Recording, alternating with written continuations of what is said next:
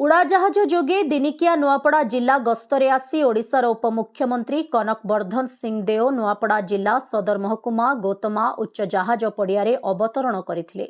सेठारे उपमुख्यमंत्री को स्वागत करिबा पई नुआपड़ा जिलापाल मधुसूदन दास, अतिरिक्त आरक्षी अधीक्षक रंजित कुमार नायक, जिला मुख्य कृषि अधिकारी, जिला आंचलिक परिवहन अधिकारी मानस सिंह, सदर तहसीलदार पुष्पांजलि दंडपाट, डेप्यूटी कलेक्टर सब्यसाची प्रमुख उपस्थित थिबा बेले कलाहांडीर पूर्वतन सांसद बसंत कुमार पंडा, खरिया रोड विज्ञापित अंचल परिषद अध्यक्षा डॉक्टर सोनिया जैन, भाजपार नुआपड़ा जिला सभापति कमलेश दीक्षित, भाजपा नुआपड़ा विधानसभा प्रार्थी अभिनंदन पंडा, वरिष्ठ सदस्य जदुमणि पाणिग्राही, वरिष्ठ सदस्य प्रसन्न कुमार पाढ़ी प्रमुख उपस्थित रही मंत्री कनक वर्धन को उत्तरीय और पुष्पगुच्छ दे स्वागत जणाइथिले।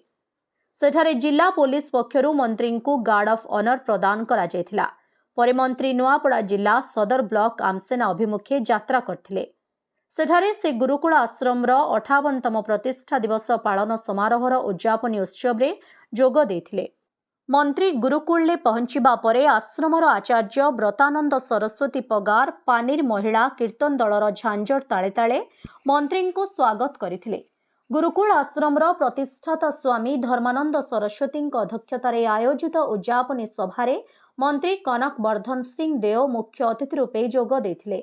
अन्यतम अतिथिमानंक मध्यरे कलाहांडीर पूर्वतन सांसद बसंत कुमार पंडा, खरिया रोड विज्ञापित अंचल परिषद अध्यक्षा डॉक्टर सोनिया जैन, स्वामी सुधानंद सरस्वती, स्वामी आदित्य व्यास, स्वामी सचिदानंद जोगी, स्वामी रामवीर शास्त्री, डॉक्टर राज नारायण, कटकरू आसिथिबा वीरेन्द्र पंडा, दुष्यंत स्वाई, महेंद्रजी प्रमुख मंचासीन थिले। स्वामी व्रतानंद सरस्वती स्वागत संभाषण प्रदान करथिले। मंच परिचालना करथिले डॉक्टर कुंज देढ़ मनीषी। एही अवसर में मंत्री निकटरे कलाहांडीर पूर्वतन सांसद बसंत पंडा आज नुआपड़ार गुरुकुल अन्य 19टी स्थान में गुरुकुल खोली साराणी।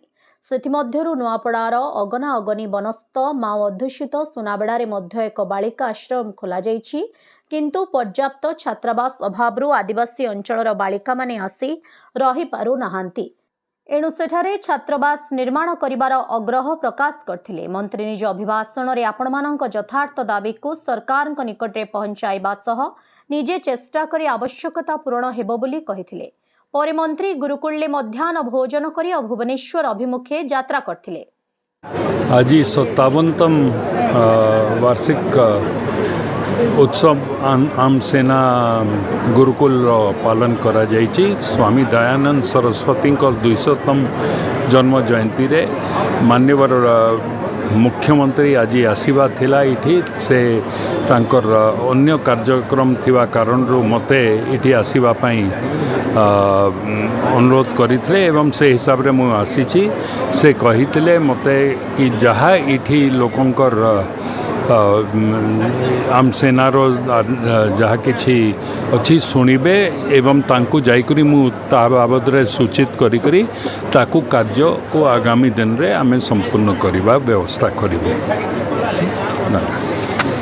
नुआपड़ा जिल्लारू जगन्नाथ सागर रिपोर्ट, ओडिशा हाइलाइट समाचार।